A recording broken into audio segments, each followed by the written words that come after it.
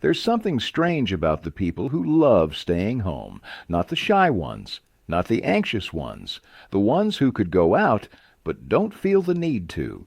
They're not hiding. They're doing something most people don't understand.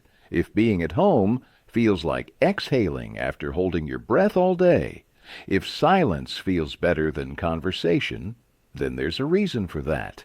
And it has nothing to do with laziness or fear or depression.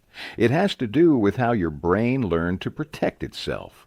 Psychology calls this self-regulation through environment. Most people regulate their emotions through people. You regulate yours through space. Your nervous system isn't weak. It's precise. It knows when stimulation stops being useful and starts becoming noise. Here's the part most people never consider. When you're out in the world, your brain is working harder than you realize, reading faces, adjusting tone, managing reactions, monitoring yourself.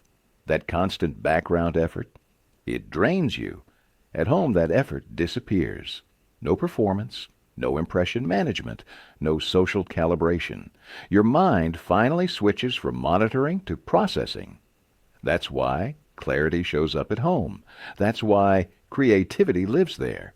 And that's why leaving can feel expensive. This is where I want to pause for a second. Because if you've ever judged yourself for this, you were using the wrong framework. You weren't withdrawing from life. You were conserving energy for the parts that actually matter to you. If this is hitting close to home, you're not alone. Stay with me. The next part explains why this preference often intensifies with age. As people mature, something shifts. Tolerance for noise drops. Tolerance for drama disappears. Tolerance for meaningless interaction evaporates. This isn't becoming boring. It's becoming selective. Your brain stops rewarding stimulation and starts rewarding peace. But here's the conflict. Society praises visibility, busyness, constant motion. So when you prefer stillness, people assume something is wrong, and over time you might start wondering the same thing. But research shows something quietly ironic.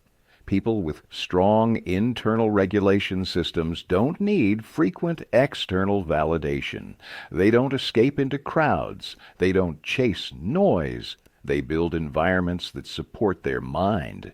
That environment just happens to look like home. Loving your home isn't a lack of ambition. It's a sign that your inner world is already active. You don't need constant input because your mind is already occupied with something deeper. Thought, creation, integration. Some people need movement to feel alive. Others need stillness to think clearly. If home feels like freedom to you, that's not avoidance, that's self-awareness. And once you understand that, you stop explaining yourself.